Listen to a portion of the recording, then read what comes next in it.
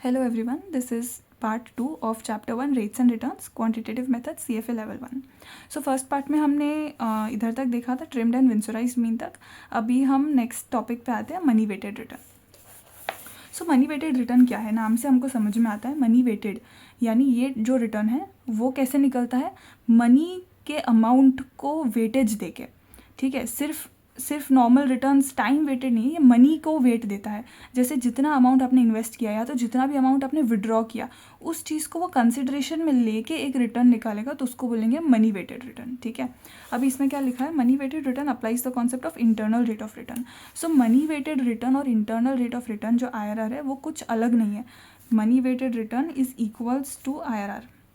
These both are the same, इनमें कोई फ़र्क नहीं, ये सेम है. तो अगर आपको लिखे कि IRR निकालो या तो मनी वेटेड रिटर्न निकालो तो दोनों सेम ही है, दोनों एक ही प्रोसेस से निकलता है, दोनों में कोई डिफरेंस नहीं है. ठीक है, सो अभी समझते हैं कि IRR क्या होता है. IRR मतलब एक ऐसा डिस्काउंट रेट जिससे आप कैश फ्लोज को डिस्काउंट करेंगे तो मेरी जो NPV है वो ज़ीरो आएगी. तो अभी इसमें 2-3 टर्म्स हमने यूज़ कर लिए. एक तो डिस्काउंट रेट. सो ये हमने वीडियो 1 में देखा था, पार्ट 1 में, कि डिस्काउंट रेट क्या होता है. So discount rate interest rate ही है. इंटरेस्ट रेट को बोलने के 3 तरीके थे, एक रिक्वायर्ड रेट ऑफ रिटर्न, एक डिस्काउंट रिटर्न और एक अपॉर्चुनिटी कॉस्ट. ठीक है, तो उसमें से डिस्काउंट रेट वाला मैंने समझाया था कि कंपाउंडिंग का उल्टा होता है डिस्काउंटिंग. अगर 100 रुपये 10% से बढ़ रहे हैं तो मैं 110 रुपये को 10% से डिस्काउंट करूँगी तो भी उसका प्रेजेंट वैल्यू 100 ही आएगा. तो जो 10% है वो उसको आप इंटरेस्ट रेट बोलो या तो डिस्काउंट रेट बोलो, एक ही बात है. डिपेंड्स ऑन आप उसको कैसे यूज़ करते हो. तो IRR मतलब क्या, एक ऐसा रेट जिससे मैं डिस्काउंट करूँ. जो 10% है ना, वो उसको आप X मान लो कि अभी मुझे पता नहीं है कि वो 10% है. तो एक ऐसा रेट जिससे मैं कैश फ्लोज को डिस्काउंट करूँगी तो मेरा NPV है वो ज़ीरो आएगा. अभी PV और NPV दोनों अलग है, NPV और PV. सो PV क्या है, प्रेजेंट वैल्यू, और NPV क्या है, नेट प्रेजेंट वैल्यू. ठीक है, अब दोनों में फ़र्क क्या है, एक एग्जांपल ले लेते हैं. सपोज़ कोई स्कीम है, कोई म्यूचुअल फंड है. डे 0 पे मैंने उसमें 100 रुपीज़ इन्वेस्ट किए, तो मेरे जेब से 100 रुपीज़ चले गए, तो -100 किया मैंने. ठीक है, अभी बस मैंने 1 टाइम इन्वेस्ट किया और वो अभी मुझे उसमें से रिटर्न्स मिल रहे हैं. चाहे आप कुछ भी समझ लो, उसको कैपिटल गेन समझ लो या डिविडेंड समझ लो, मुझे इन्फ्लो आ रहा है उसमें से. तो मुझे 20 रुपये का इन्फ्लो आया ईयर 1 में, ये ईयर 0 है, ये डे 0 है. ईयर 2 में आया मुझे 50 रुपये का इन्फ्लो. ईयर 3 में आया से 70 रुपीज़ का इन्फ्लो. ईयर 4 में आया से अगेन 30 रुपीज़ का इन्फ्लो. ठीक है, सो ये मेरे ये पाँचों मेरे कैश फ्लोज हैं. बट अभी NPV और PV का डिफरेंस, PV मतलब सिर्फ ये, इन कैश फ्लोज को मैं डिस्काउंट करूँ आज के डे पे. जैसे ये ईयर 1 का कैश फ्लो, इसको मैं 1 ईयर के लिए डिस्काउंट करके इस डेट पे लेके आऊँ, तो 20 रुपये जो मुझे 1 साल बाद मिलने वाले हैं, उसको मैं, उसका आज का वैल्यू क्या है, तो उसके लिए क्या करेंगे, 110 रुपये को हम डिस्काउंट कर रहे थे, तो 20 को भी मैं डिस्काउंट करूँगी एक पर्टिकुलर रेट से. तो इस प्रोसेस को डिस्काउंटिंग बोलते हैं. मतलब फ्यूचर के कैश फ्लोज को आज के वैल्यू पे लाना, यानी डिस्काउंटिंग. ठीक है, तो इन सारे कैश फ्लोज को मैं इधर इधर डिस्काउंट करके, अभी जैसे ये 1 साल बाद मिलने वाला है तो इसको 1 ईयर से डिस्काउंट, 1 ईयर के लिए डिस्काउंट करूँगी. ये 2 साल बाद मिल रहा है तो इसको 2 ईयर्स तक मैं डिस्काउंट करूँगी, 3 years, 4 years and so on. So मैं इन सबको डिस्काउंट करके ईयर 0 पे ले आऊँगी. तो मे बी इन सबको डिस्काउंट करके मेरी वैल्यू आई 120, जस्ट हाइपोथेटिकल. ठीक है, तो इसको क्या बोलेंगे, PV of these cash flows, right. अब इन NPV क्या होता है, ये मेरा 100 को डिस्काउंट करने की ज़रूरत नहीं है, वो तो इसी डे का है. ठीक है, वो तो मैंने 0 डे पे ही खर्च किया है, इन्वेस्ट किया है. तो ये दोनों अब क्या हो गए, सेम लाइन पे आ गए कि दोनों ईयर 0 की ही वैल्यू है. अब मैं क्या करूँगी, 120 माइनस 100, तो 20 बचा. तो ये जो 20 है ना, वो मेरा NPV है, नेट प्रेजेंट वैल्यू. नेट यानी किसी में से किसी को निकाल देना, तो जो बचता है उसको नेट बोलते हैं. ठीक है, जैसे आपका नेट प्रॉफिट बचता है, क्योंकि मैंने रेवेन्यू में से एक्सपेंस निकाल दिया तो नेट इतना बचा. तो अभी ये मैंने सारा PV किया, उसमें से मैंने करंट वाला जो था वो माइनस कर दिया, तो ये मेरा क्या आया, NPV आया. तो इसको मैं बोलूँगी NPV, और ये जो है वो PV है. ठीक है। अभी IRR क्या करता है, IRR अभी मेरे को देखो, ये पूरे एग्जाम्पल में मुझे पता नहीं है कि मैंने कितने % से डिस्काउंट किया है। अभी IRR क्या करता है, IRR क्या है, एक ऐसा रेट है जिससे मैं डिस्काउंट करूँगी तो मेरी NPV 0 आ जाएगी। ये जो 20 रुपये आ रहा है ना, वो 20 नहीं रहेगा, NPV 0 आ जाएगी, ठीक है। अभी वो कैसे होगा, तो वो कैसे होगा, आपको इन तीनों में से ऐसा, ये तीनों अमाउंट में से ऐसा कौन सी अमाउंट बदलनी पड़ेगी इन दोनों में से जिससे ये जो रिज़ल्ट है वो 0 आ जाए।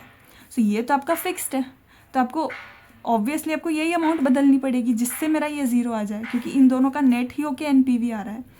तो IRR याद रखना, IRR ऐसा रेट है जिससे डिस्काउंट करके मेरा NPV 0 हो जा रहा है, NPV 0 हो जा रहा है। तो मतलब ये मेरी अमाउंट क्या होनी चाहिए, ये अमाउंट क्या होना चाहिए इधर 0 आने के लिए, सेम एज दिस। अगर ये भी 100 हो जाएगा तो ही 100 - 100 0 आएगा ना।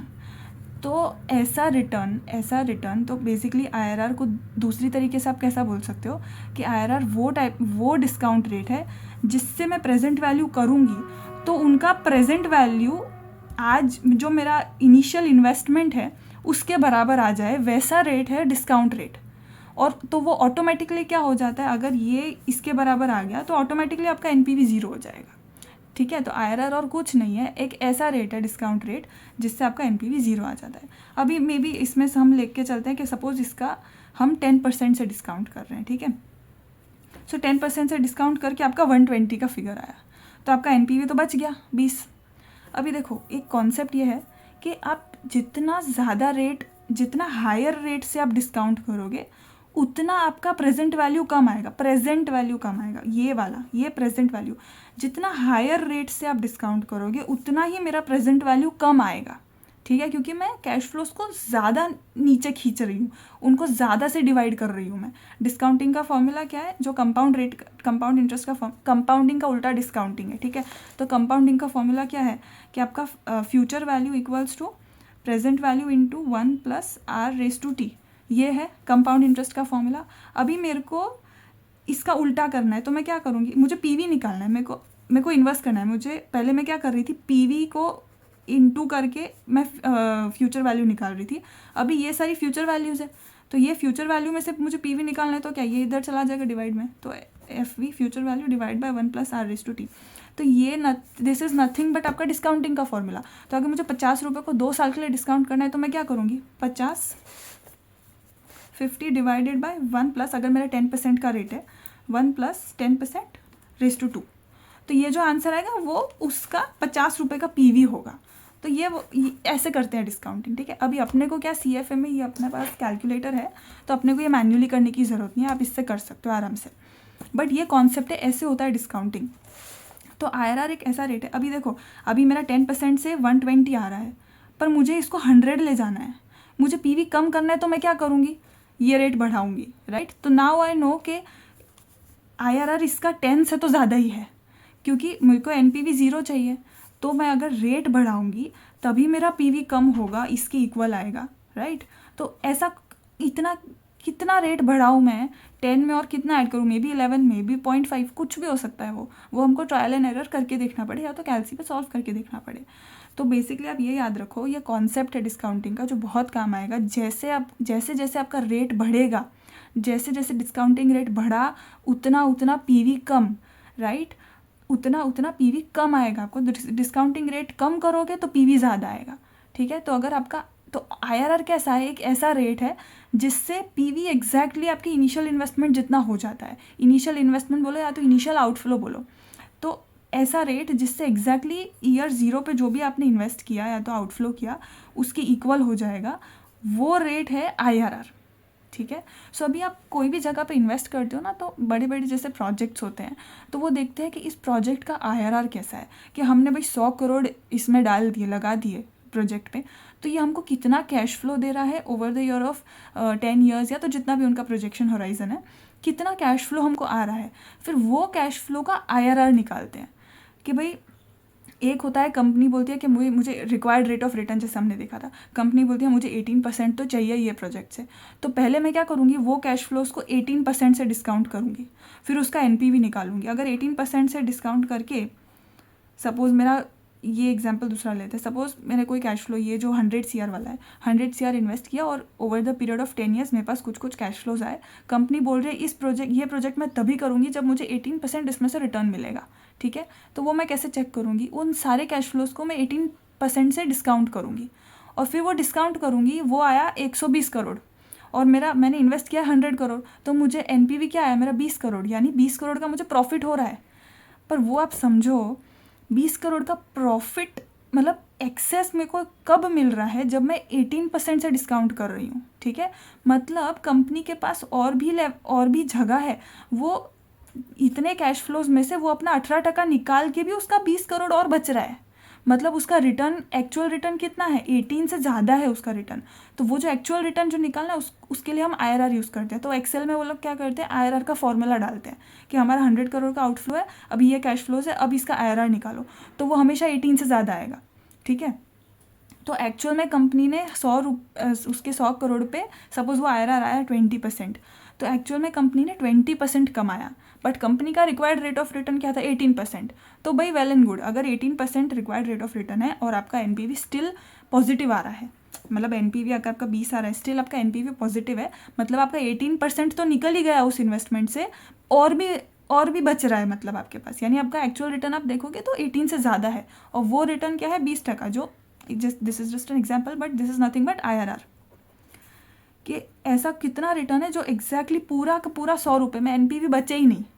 ठीक है, तो 18 अगर आपका NPV बच रहा है, मतलब आपका जो एक्चुअल रिटर्न है वो आपका डिस्काउंटिंग रेट से ज़्यादा है, तभी आपका NPV पॉजिटिव बच रहा है। ठीक है, अगर देखो जैसे 10% था, उससे मैंने डिस्काउंट किया तो 120 आया, वो मतलब 120 मेरा 10% तो निकाल ही दिया इस इन्वेस्टमेंट ने, पर 20 रुपये और दिए इसने मेरे को। ठीक है, तो आप ऐसे देखने जाओ तो 10% से ज़्यादा ही है मेरा रिटर्न। तो वो तो जब भी आपका NPV पॉजिटिव आए, मतलब आपका जो IRR है वो आपने जो डिस्काउंट रेट यूज़ किया है NPV निकालने के लिए उससे ज़्यादा है, तभी आपका NPV पॉजिटिव आया है। और वाइसा वर्सा, अगर आपका सपोज मैंने 10% इधर यूज़ किया डिस्काउंटिंग रेट और इसका PV आता 90 रुपीज़, तो मेरा NPV क्या -10 हो गया, मतलब मेरा IRR 10 से कम है। ठीक है, इतना ज़्यादा नहीं है IRR, मतलब इतना रिटर्न नहीं है, 10% भी नहीं निकाल के दिया इस इन्वेस्टमेंट ने मेरे को। तो एक्चुअल कितना निकाल के दिया? तो भाई हो सकता है इसने मुझे 8% निकाल के दिया, तो मे भी 8% से अगर मैं डिस्काउंट करूँ तो ये 100 आ जाए एंड देन ये 0 आ जाए। ठीक है, सो IRR is nothing but your actual rate of return जो आपके इन्वेस्टमेंट ने आपको कमा के दिया है, और वो कौन सा रिटर्न है जहाँ पे आपका NPV 0 आ जाता है, तभी आपको एक्चुअल पता चलेगा। अगर NPV पॉजिटिव बच रहा है, मतलब जो आपने डिस्काउंट रेट यूज़ किया है उससे ज़्यादा है रिटर्न, एक्चुअल रिटर्न, और अगर आपका NPV नेगेटिव आ रहा है, मतलब जो आपने डिस्काउंट रेट यूज़ किया है वो बहुत ज़्यादा है, आपका इन्वेस्टमेंट उतना नहीं निकाल रहा है, उससे कम दे रहा है आपको रिटर्न। ठीक है, तो आई होप आपको NPV और PV का, डिस्काउंटिंग का सब कॉन्सेप्ट इसमें से समझ आया हो।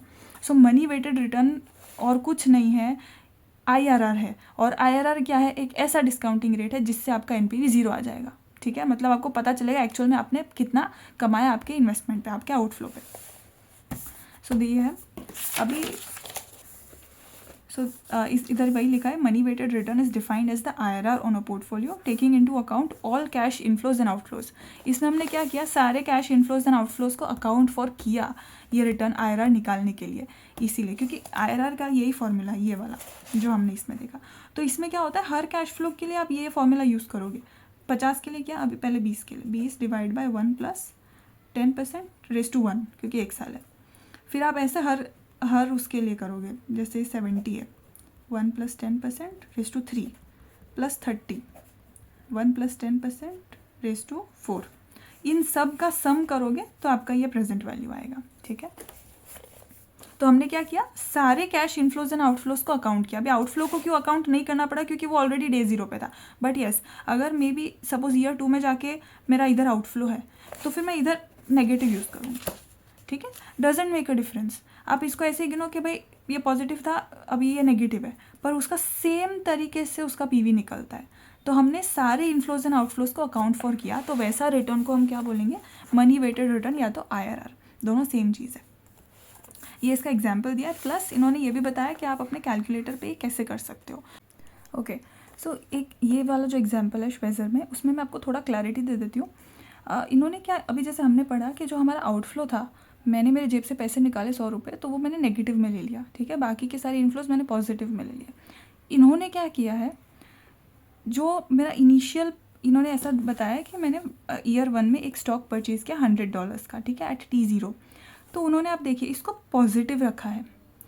इनफ्लो टू अकाउंट पॉजिटिव क्यों रखा है? इन्होंने क्या देखा कि जो अकाउंट है, जो शेयर का अकाउंट है मेरा, उसमें तो एडिशन हुआ, मेरे पैसे मेरे पॉकेट में से गए तो मेरे लिए डिलीशन हुआ, मेरे लिए सब्ट्रैक्शन हुआ, पर जो अकाउंट में तो पैसे आए, ठीक है। तो उन्होंने अकाउंट के एंगल से उसको देखा है कि अकाउंट में इनफ्लो हुआ, और फिर जो भी आउटफ्लो हो रहा है, जैसे डिविडेंड आया, तो वो अकाउंट में से गया, मेरे पॉकेट में भले एडिशन हुआ $2 का, $2 का, बट उन्होंने ऐसा कंसिडर किया कि अकाउंट में से $2 चले गए, इसलिए उन्होंने नेगेटिव लिया है। But doesn't make a difference. अगर आपको ये लॉजिक नहीं समझ में आता है, या तो एक दूसरे पर्सपेक्टिव से सोचने में थोड़ा टाइम लगता है, एडजस्ट नहीं होता है, परफेक्टली फाइन, मेरे को भी वो नहीं जमता ये लॉजिक, इसलिए आई ऑलवेज़ यूज़ दिस। मेरे जेब में से अगर 100 रुपये गए तो मेरे लिए आउटफ्लो है, मेरे जेब में एडिशन हुआ तो मेरे लिए इनफ्लो है। प्लस आप ये देख लीजिए कि अगर आप ऐसे करेंगे, doesn't make a difference, answer में कोई डिफरेंस नहीं है। ये इन्होंने खुद ने नीचे लिखा है कि in the preceding example we entered cash flows into the account as positive, as a positive and the ending value as a negative. Note that there is no difference. Note that there is no difference in the solution if we enter the cash flows into the account as negative values out of the investor's pocket and the ending value as positive value into the investor's pocket. ठीक है, तो कोई difference नहीं है। आपको जो भी methodology समझ में आए, मेरे हिसाब से तो मुझे ये वाला समझ में आता है कि मेरे पास पैसे गए तो माइनस, मेरे पास पैसे आए तो प्लस। मुझे अकाउंट वगैरह नहीं समझ में आता तो मैं ऐसे यूज़ करती हूँ। Doesn't make a difference, same answer आएगा, सेम आंसर आएगा, ठीक है। सो आपको जो सेट हो आप वो यूज़ करिएगा। नेक्स्ट टॉपिक है टाइम वेटेड रिटर्न, ठीक है। अभी देखते हैं टाइम वेटेड क्या है। नाम से अगेन हम देखते हैं टाइम वेटेड, यानी ये टाइम को वेट दे रहा है। इसमें मनी आपने कितना इन्वेस्ट किया या तो विड्रॉ किया, उसका कोई फ़र्क नहीं पड़ता ये रिटर्न कैलकुलेट करने में, ठीक है। तो एक एग्जांपल से समझते हैं इसको भी। सपोज़ आपका कोई इन्वेस्टमेंट स्कीम है, ठीक है। सपोज़ म्यूचुअल फंड है, आप कोई म्यूचुअल फंड के मैनेजर हो और आपके पास आपका पोर्टफोलियो है। अब म्यूचुअल फंड का NAV निकलता है एवरी डे, ठीक है, वो अपने को पता है। सो सपोज़ आज आपका NAV है, आज प्रेजेंट डे है सपोज़, ठीक है। आज आप डे 1, डे 0 गिन लो। आज आपका NAV है म्यूचुअल फंड का 100 रुपये पर यूनिट का। नेक्स्ट चलो मंथ गिन लो, ठीक है। नेक्स्ट मंथ इसका NAV हो जाता है 120 रुपये, ठीक है। सेकेंड मंथ में इसका NAV हो जाता है 110 रुपये, और मंथ 3 में इसका NAV हो जाता है लेट्स से 150, ठीक है। ये NAV क्या है? Per unit of mutual fund का भाव है ये। अगर मुझे 1 यूनिट खरीदनी है म्यूचुअल फंड की तो मुझे 100 रुपये पे करना पड़ेगा। अगर मुझे इस टाइम पे खरीदना है, 1 महीने बाद खरीदना है, तो 120 का हो गया है। सिमिलरली अब म्यूचुअल फंड में इस म्यूचुअल फंड में मैं इन्वेस्टर हूँ, मैंने इन्वेस्ट किया।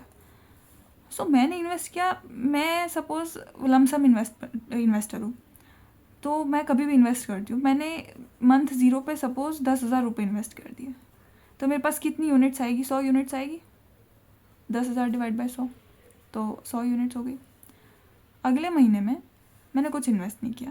सेकेंड मंथ में मैंने 50,000 इन्वेस्ट कर दिए, ठीक है। और फिर वापस मैंने मंथ 3 में कुछ इन्वेस्ट नहीं किया।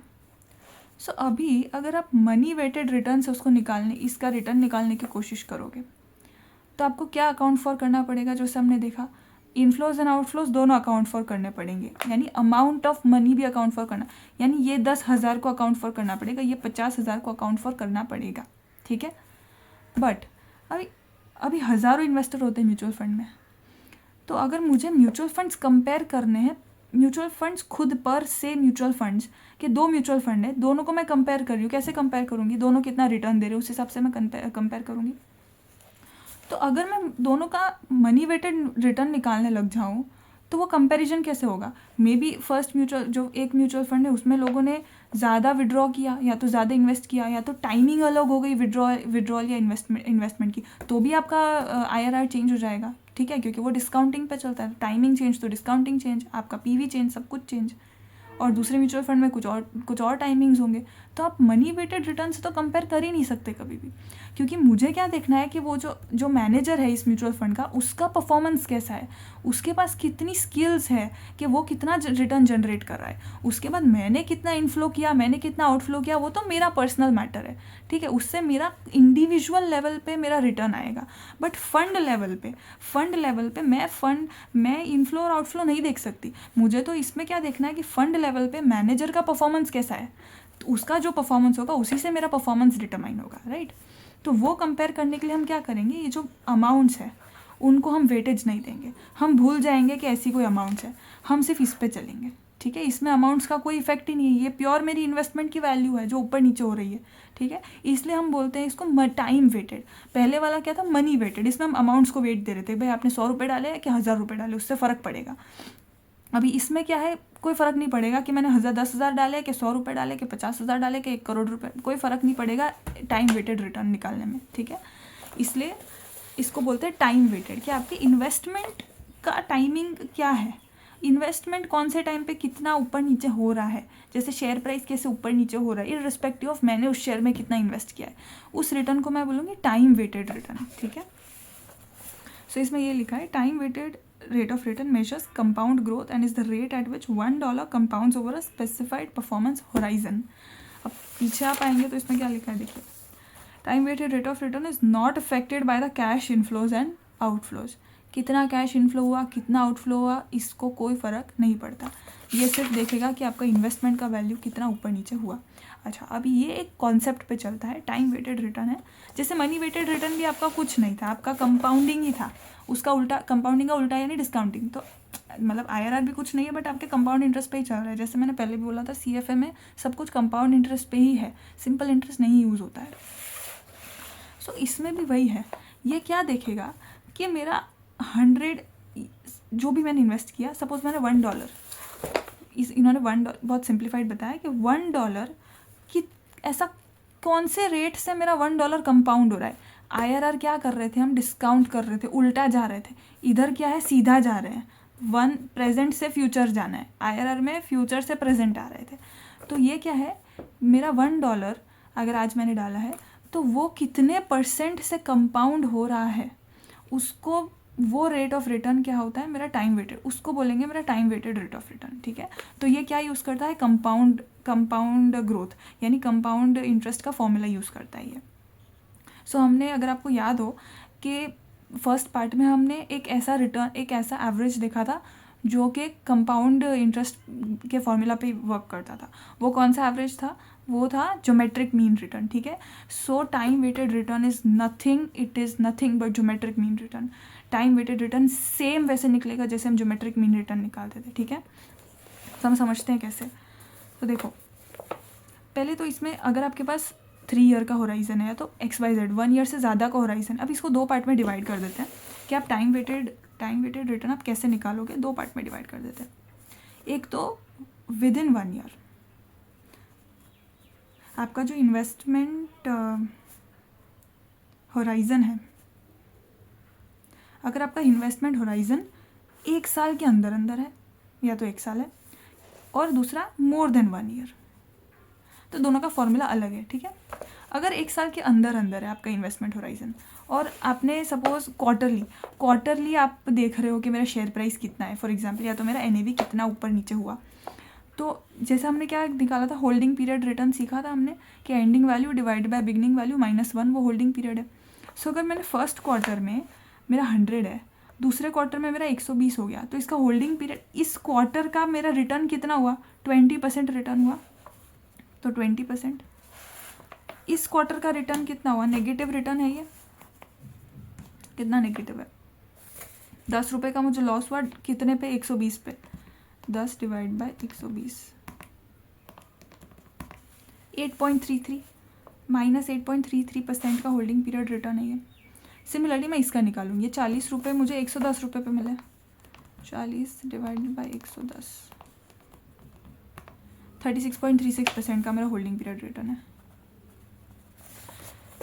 अभी ये तीनों क्वार्टर में, आप मंथ्स ले लो, क्वार्टर ले लो, कुछ भी ले लो, ये तीनों होल्डिंग पीरियड में, सपोज मंथ ही रखते हैं, तो ये मेरे 3 महीने का रिटर्न है, ये होल्डिंग पीरियड रिटर्न है, ये इंडिविजुअली HPRs। अभी मुझे ओवरऑल 3 महीने का देखना है तो मैं क्या करूँगी, जैसे हमने देखा था HPRs को मैं क्लब कैसे करती हूँ, 1 + 20% इंटू 1 + 8.33% इंटू 1 + 36.36% -1 पूरे में से, ये जो आएगा वो आपका पूरे 3 मंथ्स का HPR आएगा। ठीक है, तो अगर आपका इन्वेस्टमेंट होराइजन 1 ईयर से कम है, सपोज 6 महीने का है और आपके पास 3 महीने के 2 HPRs हैं, तो 6 महीने का कितना होगा, ये आप कंबाइन करके निकाल लो, वो 6 महीने का है, वो nothing but that is same as time weighted return, उतना ही आपका उतना ही रिटर्न है। ठीक है, अभी 1 साल से ज़्यादा है आपका, तो आप क्या करोगे, फर्स्ट ईयर का HPR सेम ले लेते हैं, फर्स्ट ईयर मेरे को 20% आया, फिर सेकेंड ईयर सपोज 10% का लॉस हुआ, ये HPRs ही है पर ये ईयरली HPRs है, ईयर 1 का, ईयर 2 का HPR और +30% सपोज, ये ईयर 3 का HPR। अब मुझे निकालना है एवरेज, ये 3 साल का आपका पास अलग अलग है, अब मुझे 1 साल का एनुअल निकालना है, इसमें से मैं एवरेज एनुअल कैसे निकालूंगी, तो वो ये टाइम वेटेड क्या यूज़ करता है, compound interest.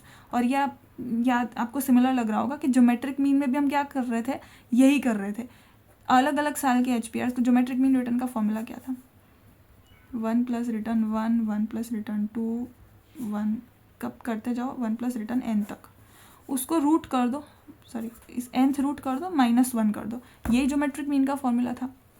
Similarly time weighted return, geometric mean return दोनों सेम है, तो अगर आपका मोर देन 1 ईयर है और आपके पास अलग अलग साल के HPRs हैं, तो आप उसका टाइम वेटेड रिटर्न कैसे निकालोगे। Sir time weighted return is nothing but एक 3 साल का, या तो जो भी आपका इन्वेस्टमेंट होराइजन है, एक जनरल लैंग्वेज में देखोगे तो एवरेज रिटर्न कितना बैठ रहा है वही है और कुछ नहीं है। बट क्योंकि वो कंपाउंड रेट ऑफ इंटरेस्ट का प्रिंसिपल यूज़ करता है, इसलिए हम नॉर्मल एवरेज नहीं करते कि भाई 20 - 10 + 30 / 3, ऐसा नहीं कर रहे हैं, क्योंकि ये कंपाउंड इंटरेस्ट यूज़ कर रहा है, कंपाउंड इंटरेस्ट का फॉर्मूला यूज़ कर रहा है, इसलिए हम इसका क्या करेंगे, ज्योमेट्रिक मीन निकालेंगे। ठीक है, अगर नॉर्मल एवरेज यूँ निकालनी होती तो हमने पहले देखा था /3 करके नॉर्मल निकल जाता, बट जब कंपाउंडिंग आता है पिक्चर में तब एवरेज निकालनी हो तो ज्योमेट्रिक मीन यूज़ करते हैं। तो अगर आपको ये 3 साल का एक एवरेज निकालना है कि ठीक है चलो ये 3 सालों में मेरा इतना इतना परफॉर्मेंस रहा है, एवरेज ईयरली कितना परफॉर्मेंस रहा है मेरा, एवरेज ईयरली कितना रिटर्न आया है, तो आप ये यूज़ करोगे। ठीक है, तो इसको मैं इस फॉर्मूला में डाल, मैं इसका ज्योमेट्रिक मीन निकालूंगी तो वो नथिंग बट मेरा टाइम वेटेड रिटर्न आएगा, वो दोनों सेम है।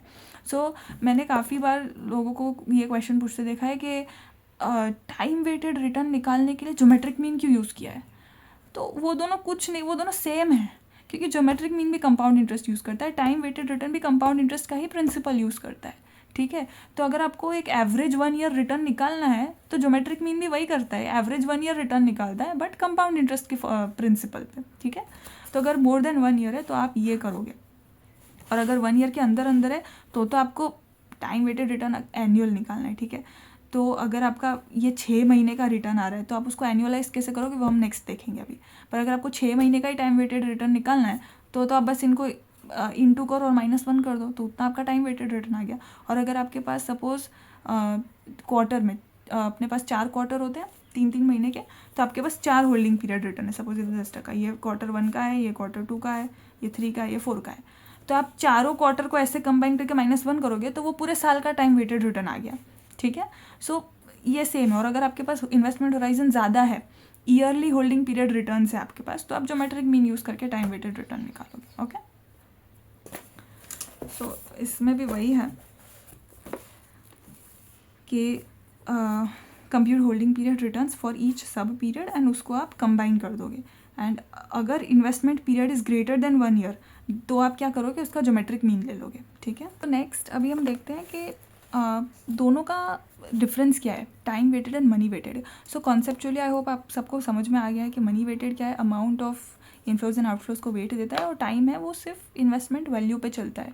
तो उससे हमको पता चलता है कि इन्वेस्टमेंट जो मैनेजर है उसका परफॉर्मेंस कितना है, बिकॉज वो कंट्रोल नहीं कर सकता ना कि मेरे को कब रिडेम्पशन चाहिए, मैं कब इन्वेस्टमेंट कर रही हूँ, वो थोड़ी कंट्रोल कर सकता है। ठीक है, तो इसलिए उसका परफॉर्मेंस जानने के लिए मैं टाइम वेटेड रिटर्न यूज़ करती हूँ। अब ये पैराग्राफ इंपॉर्टेंट है आपको काफ़ी, जैसे MCQs में बिना सॉल्व करे भी अगर आपको कुछ कुछ आंसर्स आप ये लॉजिक से यूज़ कर सकते हो। सो ट्राई CFA में कि अगर आपको कॉन्सेप्ट पता है तो आप MCQs बहुत लंबे लंबे होते हैं विथ विच रिक्वायर्स काफ़ी कैलकुलेशन, एंड पर MCQ हमारे पास 1.5 मिनट्स ही होती है, ठीक है। सो ऐसा नहीं है कि भाई सॉल्व करने बैठ गए, ऐसा नहीं है। आपको देखना है कि भाई मुझे कॉन्सेप्ट पता है इस चीज़ का, तो मैं बिना सॉल्व करे भी काफ़ी सारी चीज़ें हैं जो हम MCQ सॉल्व कर सकते हैं, जिससे सॉल्व करने की ज़रूरत ही नहीं है, पूरा कैलकुलेशन करने की ज़रूरत ही नहीं है।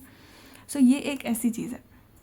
अब इसमें क्या बताया है, मनी वेटेड यानी अगर मेरा कोई साल में मैंने बहुत ज़्यादा इन्वेस्टमेंट कर दिया, ठीक है, और वो साल का रिटर्न कम है दूसरे सालों से, तो वो क्या करेगा IRR, क्योंकि मैंने बहुत ज़्यादा इन्वेस्ट कर दिया था तो वो ज़्यादा वेट आ जाएगा उस साल पे, ठीक है। उस साल पे ज़्यादा वेट आ गया तो मेरा जो ओवरऑल IRR निकलेगा वो कम निकलेगा। पर जो मेरा टाइम वेटेड रिटर्न है वो तो देखेगा ही नहीं कि मैंने कितना इन्वेस्टमेंट किया, कम ज़्यादा किया, वो एक नॉर्मल आपको एवरेज देगा ज्योमेट्रिक मीन निकाल के। तो उस पर जो आपका जैसे वेटेड रिटर्न होता है, वेटेड नॉर्मल वेटेड रिटर्न, उसमें क्या कहता है, जिस रिटर्न पे ज़्यादा वेट है तो आपका जो एवरेज है ना वो उस तरफ झुक जाएगा, ठीक है।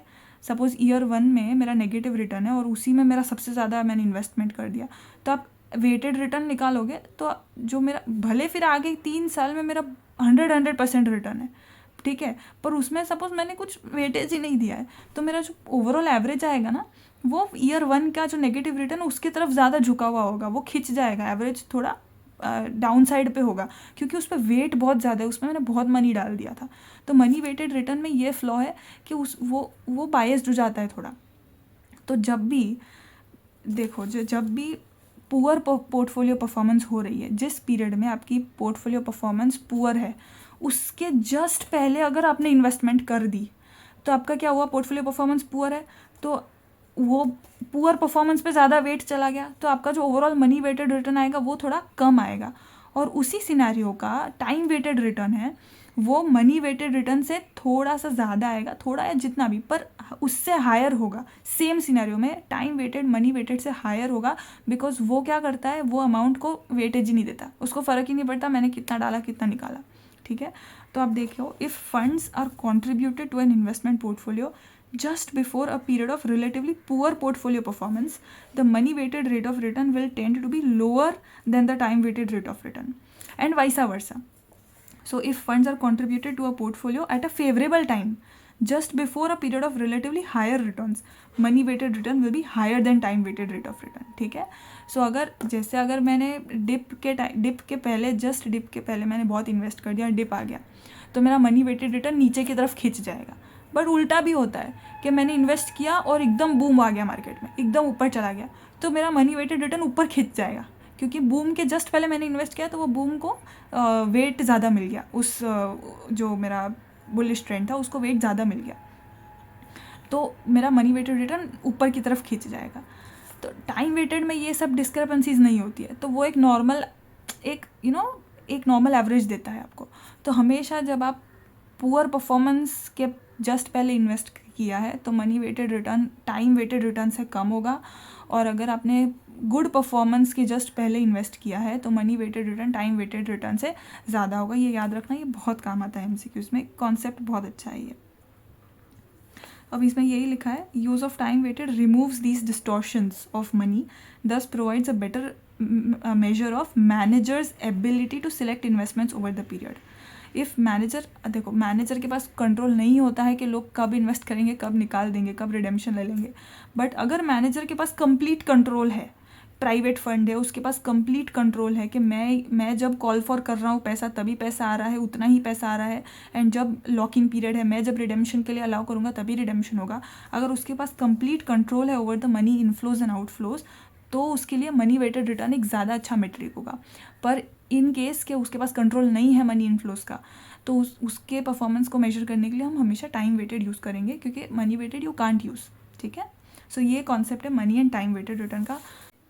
ओके, सो हमारा नेक्स्ट टॉपिक है एनुअलाइज्ड रिटर्न। तो हम समझते हैं एनुअलाइज्ड रिटर्न की ज़रूरत क्यों है। सो जैसे हमने इसमें देखा था कि मेरा मंथली होल्डिंग पीरियड रिटर्न्स है और ये 3 महीने के हैं, अभी 3 महीने का कुछ इनका कंबाइन करके मेरा होल्डिंग पीरियड रिटर्न आया सपोज 36%, पर ये 3 मंथ्स का है। अभी मुझे देखना है कि इसका ईयरली इक्विवेलेंट कितना है। 3 महीने का 36% है, ठीक है। अभी इसी पेस पे चलता रहे, इसी एवरेज को यूज़ करके मेरा 1 ईयर का रिटर्न कितना होगा, मतलब इस रिटर्न को मैं कन्वर्ट करूँगी 1 ईयर में, उसको क्या बोलते हैं, एनुअलाइजेशन। सो हम ये देखते हैं एनुअलाइज्ड रिटर्न। अभी मार्केट में जो इंटरेस्ट रेट कोट्स होते हैं वो हमेशा एनुअल रिटर्न्स होते हैं। अभी आप देखोगे जैसे बॉन्ड्स होते हैं या तो नोट्स होती है गवर्नमेंट्स की, ठीक है, वो नोट्स है ना जनरली 90 डेज़ 180 डेज़ ऐसी की होती है, पर उसका जो इंटरेस्ट रेट लिखा होगा ना उस नोट पे वो लिखा होगा 9% और वो 90 डे का नोट है।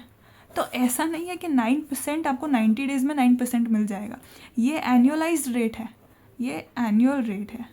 तो आपको इसको 90 डेज़ इंटू 90 डिवाइड बाई 365 उतना करके उतना रिटर्न आपको मिलेगा। तो हमेशा जो भी interest rates and market returns होती है ना, वो they are typically stated as annualised returns regardless of the actual length of time period over which they occur, ठीक है। सो वो जनरली एनुअल में डिफाइन होते हैं। अभी मुझे अगर कोई HPR को एनुअल में कन्वर्ट करना है तो उसका क्या फॉर्मूला है, वही इसमें श्वेजर में दिया है, 1 + HPR raise to 365 divide by days -1। So अगर आप देखेंगे सो ये कुछ नहीं है, ये सिर्फ इतना पार्ट -1 निकाल दो तो ये कंपाउंड इंटरेस्ट का फॉर्मूला है, 1 + रिटर्न रेज टू टाइम, ठीक है।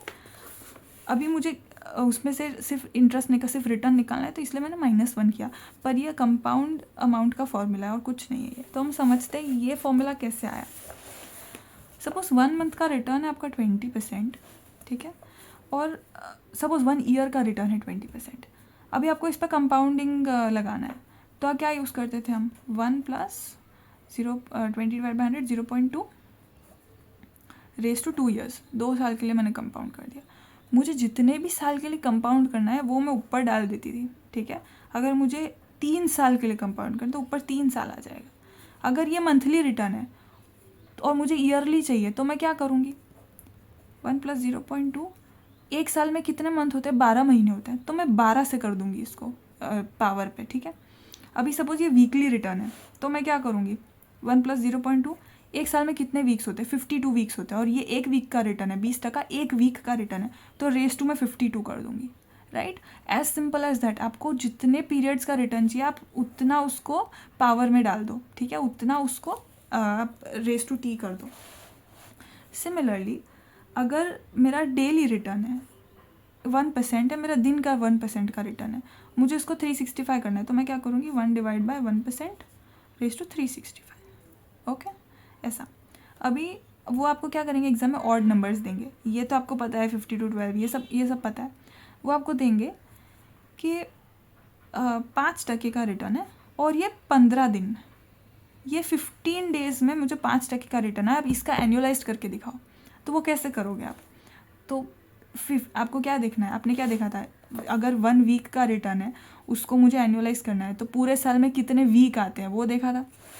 इसमें सेम है, 15 दिन का रिटर्न है तो आप क्या देखोगे, पूरे साल में कितने 15 दिन के कितने सेट आते हैं, तो पूरे साल में कितने दिन होते हैं, 365 डेज होते हैं, डिवाइड बाय 15, 24.33। इतनी बार 15 दिन आते हैं, 15 दिन के स्लॉट्स इतनी बार आएंगे, तो आप क्या कर दोगे, 1 + 5% रेज टू 24.33, नथिंग। सो इसको आप 24.33 से रेज टू करोगे तो आंसर अलग आएगा, बिकॉज आगे डेसिमल बहुत ज़्यादा है। सो आप क्या करोगे, 365 जो हमने कैलसी पे किया वो इधर 365 डिवाइड बाय 15, तो ये फॉर्मूला क्या हो गया, 1 + 5% रेज टू 365 डिवाइड बाय 15। उसमें से आपको रिटर्न निकालना है तो ओरिजिनल इन्वेस्टमेंट -1 कर दो तो ये आ जाएगा। अभी इसमें ऐसा भी पूछ सकते हैं कि आपका 1 साल का रिटर्न है वो 10% है, ठीक है, नहीं सॉरी 1 साल नहीं, 1.5 साल का रिटर्न है आपका 10%, इसको एनुअलाइज करो। तो आप कैसे करेंगे, हमने तो हमेशा कम पीरियड से ज़्यादा पीरियड पे जाने का देखा है कि 1 वीक से 52 वीक्स, 1 दिन से 365 डे, 1 महीने से 12 महीना। अभी मैं 18 महीने से 12 महीने पे कैसे आऊँ, वो फॉर्मूला कैसे अकाउंट फॉर करूँ, कोई फॉर्मूला में चेंज नहीं है। आप क्या देखोगे, 1 + 10% ये तो सेम रहेगा। रेज टू हम क्या कर रहे थे, टोटल मेरे को जितना चाहिए, मेरे को ईयरली चाहिए, उसमें कितने महीने होते, 12 महीने, 12 महीने में कितने 18 महीने आते हैं, नथिंग डिफरेंट। तो 12 महीने में 18 महीने के कितने स्लॉट्स आते हैं 12 महीने में, तो वो पॉइंट में ही आएगा कुछ। तो 12 डिवाइड बाय 18 0.66, तो मैं रेस टू क्या कर दूँगी 0.66, मतलब जो आपको टोटल जो चाहिए उसमें टोटल कितना है 12 है। अब जो है आपका वो कितना है 18, 12 में कितने 18 के स्लॉट्स आते हैं, तो भाई 0.66 स्लॉट आते हैं। तो वो आपका हो जाएगा कि 1 + 10 रेस टू 12/18, ठीक है। और आपके सपोज 10 ये है 10% है, वो आपका 3 साल का रिटर्न है, तो 1 + 10% 3 साल का रिटर्न है आपका। तो मैं क्या करूँ, मेरे को 1 साल का रिटर्न चाहिए, तो 1 डिवाइड बाय 3 ऐसा भी कर सकते हो। 1 साल में कितनी बार 3 साल के कितने स्लॉट आते हैं, तो वो क्या है 1 डिवाइड बाय 3 0.33 आएगा, सॉरी 1 डिवाइड बाय 3 0.33। तो आपको ऊपर हमेशा न्यूमरेटर में क्या रखना है, टोटल आपको जितना चाहिए उतना डिवाइडेड बाय आपके पास एक्चुअल में ये रेट कितने का है, कितने टाइम का है, वो डिवाइड करना है, ऊपर कितने टाइम का आपको कन्वर्ट करना है, ठीक है। अभी एक एग्जांपल देख लेते हैं श्वेजर का। $100 मैंने डिपॉजिट किया एक बैंक अकाउंट में, 90 डेज़ बाद उसमें से मुझे $100.75 मिल गए। उसका एनुअलाइज रेट ऑफ रिटर्न कितना है, तो पहले तो आप 90 डेज़ का रिटर्न निकालो, 90 डेज़ में इसका कितना रिटर्न आया, तो होल्डिंग पीरियड रिटर्न बोलते हैं उसको। सो ending value 100.75 divide by initial value -1, तो आपका 90 डेज़ में 0.75% का रिटर्न था। अभी मुझे इसको एनुअलाइज करना है, 365 डेज़ में कितने 90 डेज़ आते हैं, तो 365 डिवाइड बाई 90, तो 1 + 0.75% मतलब 0.0075 रेस टू 365 में कितने 90 डेज़ है, तो 365 डिवाइड बाई 90 पूरे में से -1, तो आपका एनुअल, इसी रेट को मैं एनुअल रेट कन्वर्ट करूँ तो कितना होगा 3.08%, ठीक है। सो अगर मैंने यही FD 1 साल बाद निकाली होती तो मुझे इतना मिलता इन शॉर्ट। अभी नेक्स्ट एग्जाम्पल, ये तो हमने 90 में से 365 किया, यानी कम में से ज़्यादा पे गए। अभी जो उल्टा में सिखा रही थी, ज़्यादा में से कम पे आना है तो कैसे करोगे। इन्वेस्टर ने बाय किया 500 डे एक बिल 970 का, उसको मैच्योरिटी में 500 दिन बाद उसका मैच्योरिटी था और उसको $1000 मिल गए वापस, तो उसका एनुअलाइज रिटर्न क्या है। तो आप जो पहले होल्डिंग पीरियड निकालोगे, होल्डिंग पीरियड ये जो 3.09 आया वो 500 दिन का आया, इसमें से मुझे 365 दिन का चाहिए, एनुअलाइज्ड करना है उसको। तो मैं क्या करूँगी, 365 दिन में 500 दिन के कितने स्लॉट्स आते हैं, तो 365 डिवाइड बाय 500, तो 1 + 3.09% रेस टू 365 डिवाइड बाय 500 -1, तो आपका एनुअलाइज कितना हो गया 2.25%, ठीक है। तो आपको हमेशा यही देखना है कि एनुअलाइज्ड चाहिए, तो एनुअलाइज्ड में जो आपका एनुअलाइज्ड है 365 हो चाहे 52 हो चाहे 4 क्वार्टर हो कुछ भी हो, डिवाइडेड बाय आपका एक्चुअल जो रिटर्न अंदर है वो कितने टाइम पीरियड का है, ठीक है। ओके, सो हमारा नेक्स्ट टॉपिक है continuously compounded return. Compound return आपको पता है क्या होता है, जो हमने अभी देखा फॉर्मूला से। अभी इसके आगे एक वर्ड लग गया कंटिन्यूसली कंपाउंडेड रिटर्न। ओके, ये भी समझ लेते हैं ये क्या है। सो जो हम अभी तक जो फॉर्मूला यूज़ कर रहे थे 1 + r रेस टू t, ठीक है। इसमें जो r था, अगर मैं रेस टू 3 कर रही हूँ, मतलब मैं क्या इम्प्लाई कर रही हूँ कि ये जो 20% है वो साल का 20% है, मुझे 3 साल का चाहिए, 3 साल में इसको कंपाउंड करके दो तो कितना आएगा। तो मैं अज्यूम कर रही हूँ कि ये 1 साल का रिटर्न है।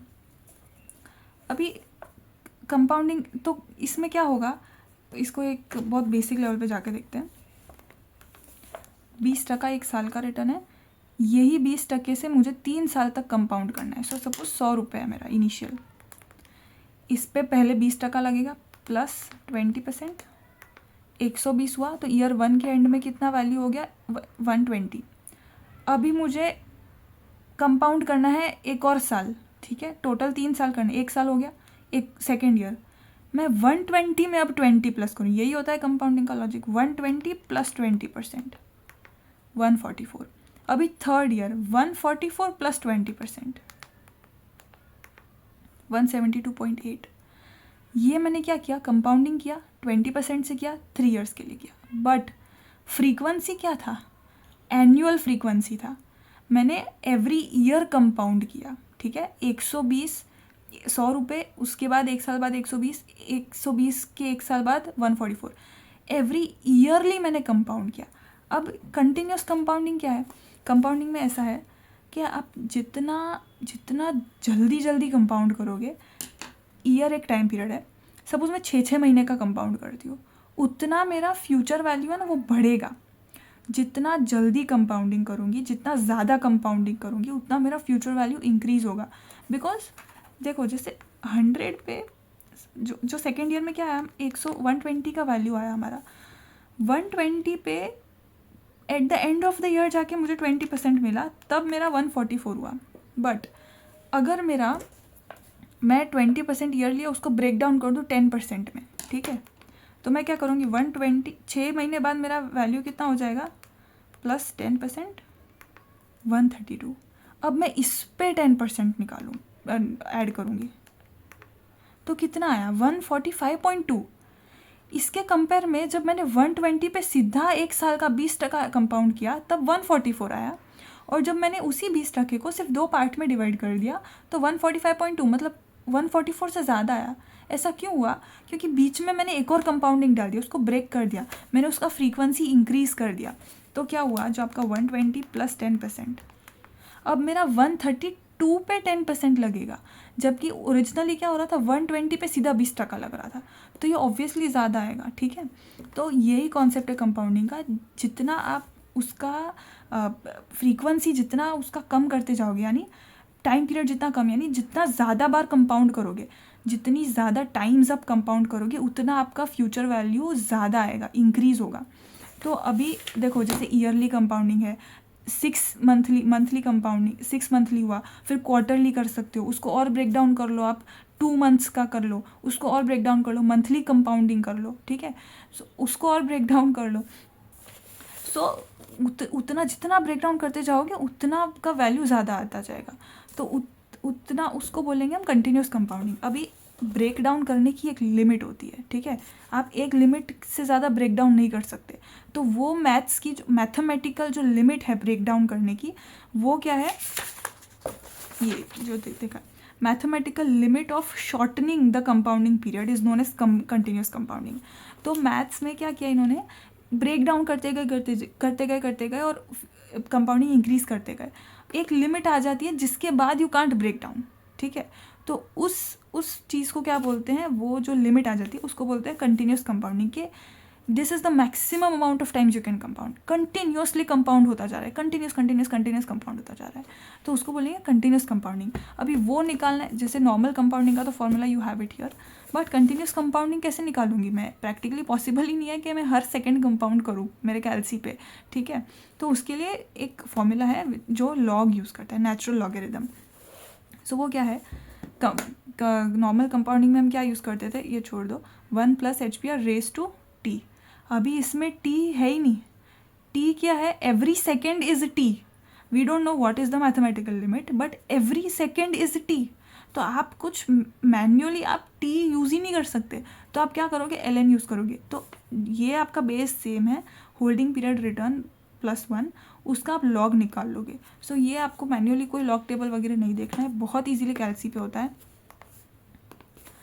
सपोज आपका एंडिंग वैल्यू है इन्वेस्टमेंट का 120 डिवाइडेड बाय, अच्छा चलो 144 ही लेते हैं, 144 डिवाइडेड बाय बिगिनिंग वैल्यू था मेरा 120 इक्वल्स टू क्या, मुझे सिर्फ ये ln वाला बटन दिख रहा है, सिर्फ वो दबा देना है। ये क्या आ गया, 0.18 इंटू 100। मेरा कंटिन्यूसली कंपाउंडेड रेट क्या है, 18%, ठीक है। तो ये आपका continuously compounded rate of return आ गया, और कुछ नहीं है। अभी ये फॉर्मूला में HPR में क्या था, देखो ये जस्ट एक दूसरा तरीका है इसको लिखने का। HPR मतलब क्या, होल्डिंग पीरियड रिटर्न क्या, ending value divide by beginning value, उसमें से -1 करते थे हम, याद है। अभी इसमें क्या है, 1 + HPR। सो सिर्फ HPR मैं निकाल रही हूँ -1 करके। HPR का फॉर्मूला क्या था, एंडिंग माइनस बिगिनिंग -1। अभी मुझे इसके लिए क्या +1 करना ही है, तो मैं -1 करूँ ही नहीं ना ओरिजिनली, तो उस चीज़, तो वो HPR का फॉर्मूला क्या बचेगा, एंडिंग डिवाइड बाय बिगिनिंग। अभी इस चीज़ को, ये जो टर्म है, इस टर्म को हम बोलते हैं प्राइस रिलेटिव। इसके रिलेशन में ये एक प्राइस है, तो सिर्फ ये टर्म को हम बोलेंगे प्राइस रिलेटिव। तो अगर आप प्राइस रिलेटिव, सीधा प्राइस रिलेटिव का ln कर दोगे तो भी यही निकलेगा। या तो देखो मेरा होल्डिंग पीरियड रिटर्न अपन ने क्या किया था, 144 मेरा एंडिंग वैल्यू था और मेरा बिगनिंग वैल्यू 120 है, तो मैं पहले तो होल्डिंग पीरियड रिटर्न निकालूँ। अगर मुझे ये फॉर्मूला यूज़ करना, पहले मैं होल्डिंग पीरियड रिटर्न निकालूंगी। तो 144 डिवाइडेड बाई 120 माइनस 1 इंटू 100, 20% का होल्डिंग पीरियड रिटर्न आया। अब मैं 1 + 20% करूँगी, 1 + 20%, फिर इसका लॉग निकालूंगी। ठीक है, तो डजेंट मेक अ डिफरेंस। मैं अगर 144 डिवाइड बाई 120 तो भी 1.2 ही आ रहा था, उसमें से फिर मैंने -1 किया, तो वो ज़रूरत ही नहीं है क्योंकि मुझे इसमें ऑलरेडी 1 + 1 चाहिए ही। तो आप डायरेक्ट क्या करो, होल्डिंग पीरियड रिटर्न वाली फॉर्मूला में -1 मत करो लास्ट में, सिर्फ ending value divide by beginning value यानी प्राइस रिलेटिव, और फिर सीधा उसका ही लॉग कर दो, तो आपको मिल जाएगा सीधा कंपाउंडिंग। तो काफ़ी बार ऐसा भी दे सकते हैं वो लोग कि प्राइस आपको ये एंडिंग वैल्यू बिगनिंग वैल्यू नहीं देंगे, आपको क्या दे देंगे, प्राइस रिलेटिव इसका 1.2 है, अब इसका आप कंटिन्यूसली कंपाउंडेड रिटर्न निकालो। तो कंफ्यूज नहीं होना है, प्राइस रिलेटिव यानी यही है, आपको सीधा सिर्फ लॉग करना है और आपके पास रिटर्न आ गया। ठीक है, इधर यही सेम फॉर्मूला है, एग्जाम्पल है। ओके, अभी इन्होंने एक प्रॉपर्टी बताया कंटिन्यूसली कंपाउंडेड रिटर्न का। मैंने इस पे जनरली सम्स तो देखे नहीं है, बट मे बी पूछ भी सकते हैं। सो इसमें क्या है कि अलग अलग पीरियड्स का कंटिन्यूसली कंपाउंडेड रिटर्न अगर आप निकालोगे तो वो एडिटिव होते हैं।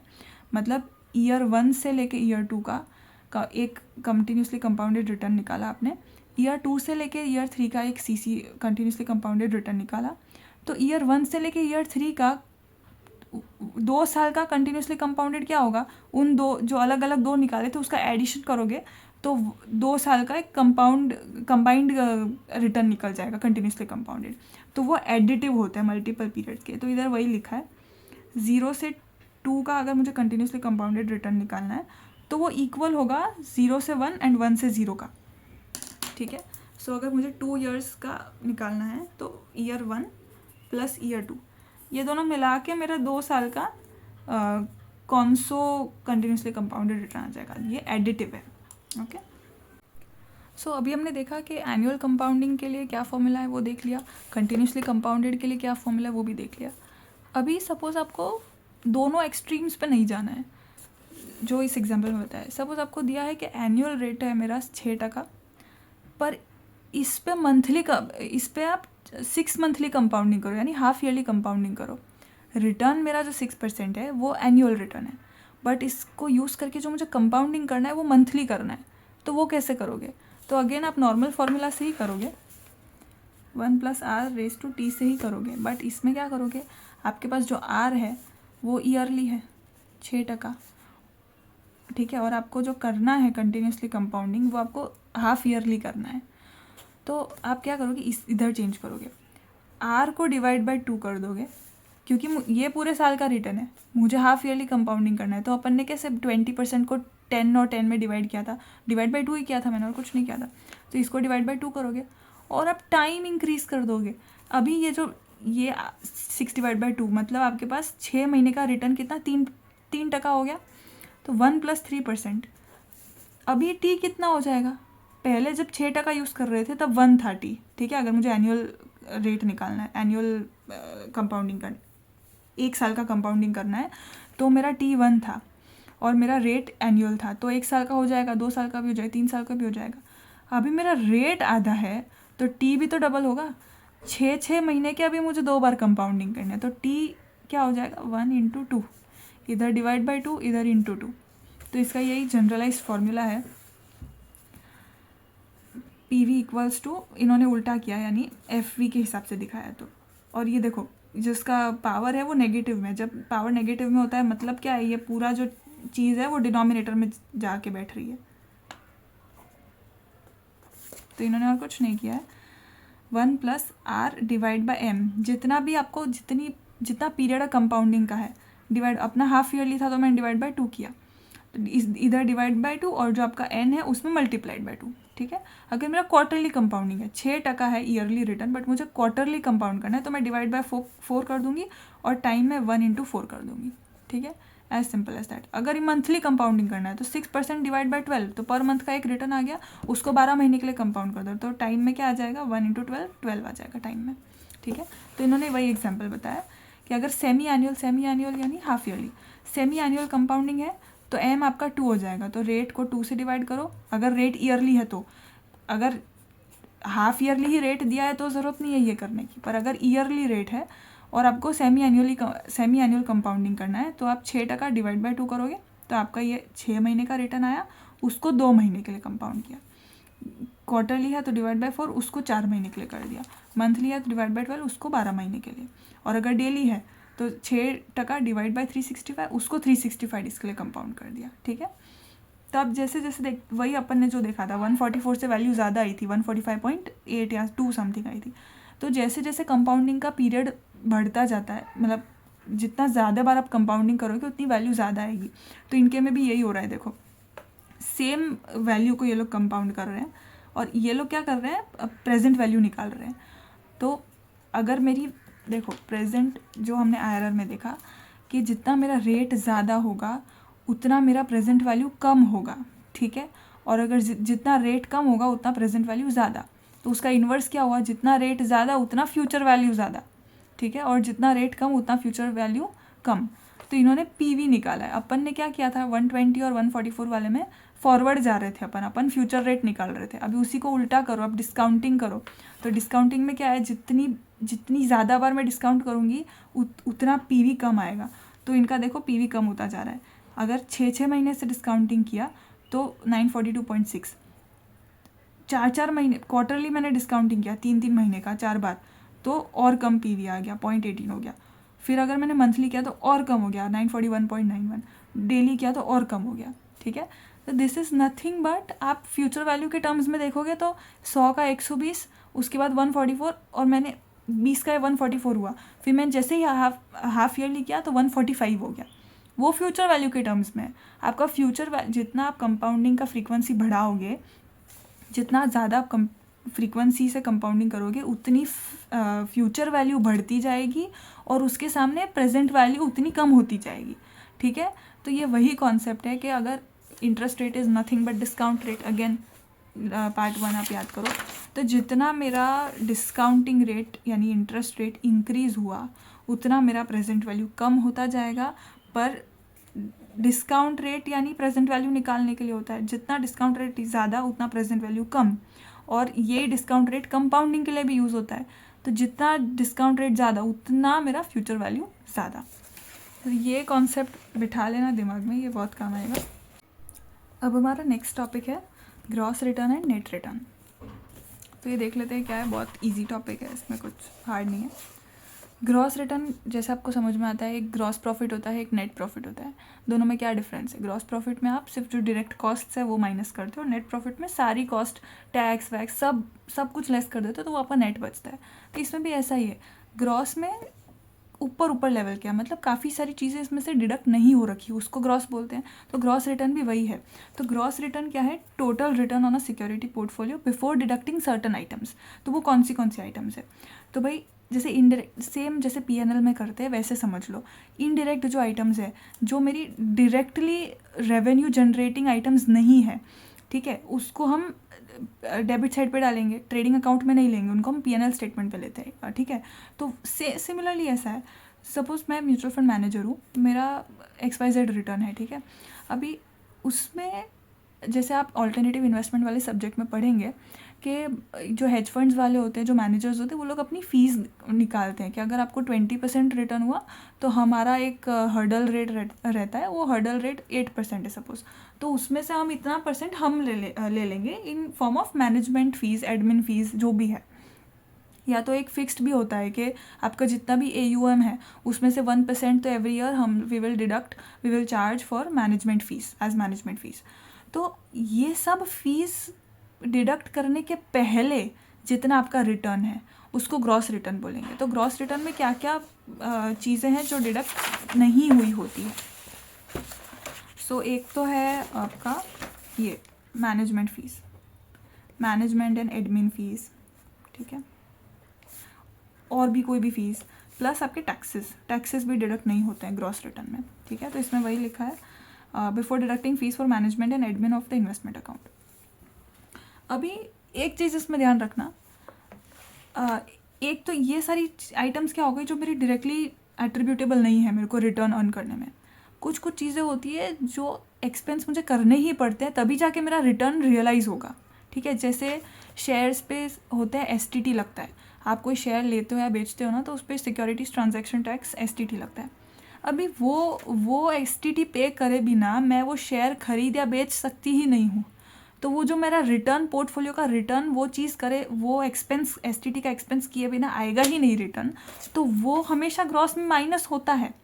तो अगर शेयर का प्राइस 100 था और मैंने उसको 120 में बेचा, बट मेरी 1 रुपये की STT लग गई सपोज़, तो मैं ऐसा नहीं बोलूँगी कि मेरा ग्रॉस रिटर्न 20 रुपीज़ है, मैं उसमें से -1 करूँगी, क्योंकि ये तो चला गया गवर्नमेंट को। तो मेरा ग्रॉस रिटर्न कितना है 19। अभी इसमें से मैं मैनेजमेंट फीस, सपोज जो मैनेजर था उसने बोला कि आपको इतना प्रॉफिट हुआ है, एज़ पर आवर टर्म्स हम लोग 1% लेते हैं, तो इसमें से वो -1% मैं नहीं करूँगी, तो ये मेरा ग्रॉस है।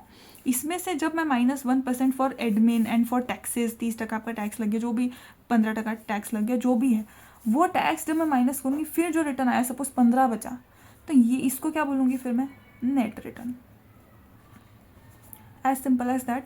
तो अगर आप ग्रॉस रिटर्न में एक ही चीज़ माइनस होती है, जो है अभी ये STT को मैंने, STT was just an example, actual इसका टर्म क्या है, commissions on trade and other cost that are necessary to generate the investment returns are deducted in both gross and net. तो जो रिटर्न जनरेट करने के लिए जो जो चीज़ें नेसेसरी है, जैसे कमीशन और ब्रोकरेज आपने पे करा, कमीशंस ऑन ट्रेड है, या तो कोई और कॉस्ट है जो रिटर्न जनरेट करने के लिए नेसेसरी है, वो डिडक्टेड होती है ग्रॉस रिटर्न में, ठीक है। वो डिडक्ट उसके बाद ही, वो डिडक्ट होने के बाद ही जो रिटर्न आता है उसी को ग्रॉस रिटर्न बोलेंगे, बट उसमें और कुछ डिडक्ट नहीं होता, जैसे management and admin fees, taxes, वो कुछ डिडक्ट नहीं होता। अभी ग्रॉस रिटर्न में जैसे ही आप ये 2 चीज़ें और बाकी की चीज़ें डिडक्ट कर दोगे, तो आपके पास क्या आ जाएगा, नेट रिटर्न आ जाएगा। पर commissions on trade and other cost है, वो दोनों में डिडक्ट होती है। अगर ग्रॉस में डिडक्टेड है, मतलब अल्टीमेटली नेट में डिडक्ट हो ही गई। ओके, सो इसमें एक अच्छा MCQ है इस बेसिस पे, देखिए, value of an investment increases 5% before commissions and fees. तो this 5% increase represents what, gross return, net return, या तो नीदर ऑफ द अबव। अब देखो इसमें क्या है, फीस यानी आपकी मैनेजमेंट वाली फीस आ गई, कमीशन यानी कमीशन ऑन ट्रेड। तो ये क्या हुआ, ग्रॉस रिटर्न में क्या होता है, कमीशन डिडक्टेड होता है पर फीस डिडक्टेड नहीं होती। इसमें क्या लिखा है, कमीशन भी डिडक्टेड नहीं है, फीस भी डिडक्टेड नहीं है, तो ये ना ग्रॉस रिटर्न है ना ये नेट रिटर्न है, so neither of the above, right. Okay, similarly इन्होंने लिखा है प्री टैक्स रिटर्न क्या होता है, आफ्टर टैक्स रिटर्न क्या होता है, same, profit before tax, profit after tax. अगर मैं मेरा जो नॉमिनल रिटर्न है उसके ऊपर मैंने टैक्सेस पे नहीं किए, तो उसको प्री टैक्स बोल दूंगी। नॉमिनल रिटर्न में से मैं टैक्स माइनस कर दूँ, सपोज मेरा नॉमिनल रिटर्न आया 10%, उसमें मेरा 5% का टैक्स है, तो मैं क्या करूँगी, 10% माइनस इंटू 0.95, ठीक है। मतलब 10% में से मैंने 5% का टैक्स माइनस कर दिया, या तो 5% माइनस करो या तो इंटू 0.95 करो, सेम है। तो इसको ये जो आएगा वो आफ्टर टैक्स हो गया, आफ्टर टैक्स। और जो आपका टैक्स माइनस नहीं किया तो ये 10%, वो मेरा प्री टैक्स हो गया। रियल रिटर्न हमने देख ही लिया था पार्ट 1 में। सो हमारा नेक्स्ट टॉपिक है लेवरेज रिटर्न, ठीक है, लास्ट टॉपिक है ये। लेवरेज रिटर्न क्या है, लेवरेज का मतलब क्या, आपने लोन लिया है किसी से, ठीक है। लेवरेज यानी डेट, आपका पूरा खुद का पैसा नहीं है, आपने डेट इनकर किया, उसको बोलते हैं लेवरेज। तो काफ़ी बार क्या होता है, जैसे हमने कोई 100 रुपये इन्वेस्ट किए, अभी हमारे पास है नहीं इतने रुपए इन्वेस्ट करने को, तो हम क्या करते हैं, हमारे पास सिर्फ 70 रुपीज़ है, तो हमको इन्वेस्ट तो 100 करने हैं, तो हम किसी से बोरो कर लेते हैं 30 रुपये एक पर्टिकुलर इंटरेस्ट रेट पे, लेट्स से 2%, ठीक है, जितने भी पीरियड के लिए। फिर हम दोनों को मिला के हम 100 रुपये मार्केट में इन्वेस्ट करते हैं, फिर 100 रुपये में मुझे रिटर्न मिलता है। मार्केट को तो पता नहीं है कि आप पैसे कहाँ से लाए हो, खुद के हैं कि बाहर के हैं, वो तो जितना इन्वेस्टमेंट आया उस पर रिटर्न दे देगा। इस पर आपको 10% का सपोज रिटर्न मिला, तो 10 रुपीज़ का आपको रिटर्न मिला, ठीक है। अभी आपको निकालना है कि मेरा लेवरेज रिटर्न क्या है।